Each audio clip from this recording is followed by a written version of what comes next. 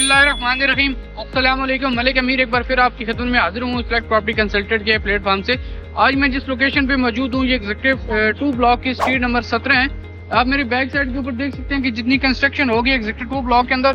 पहले हमारी cell purchase की तो आपने काफ़ी वीडियोज़ हमारी देखी हैं। आज ये खुसूसी इस ब्लॉक के अंदर वीडियो बनाने का ये मकसद है कि एक ब्लॉक के अंदर ये स्ट्रीट है, इस स्ट्रीट के अंदर जो घर बन रहे हैं उसकी एलिवेशन या वो कितने खूबसूरत बन रहे हैं और किस तरीके से अंदर है। ये मेन 17 नंबर गली है, 30 फुट रोड है।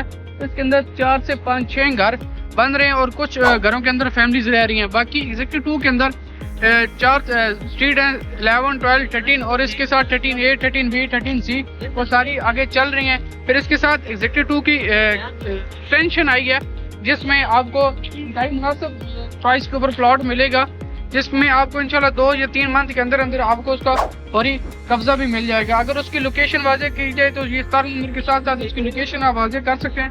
कटिंग का काम भी माशाल्लाह तेजी से स्टार्ट है और बहुत जल्दी आपको उसके अंदर पोजीशन भी अलॉट की जाएगी।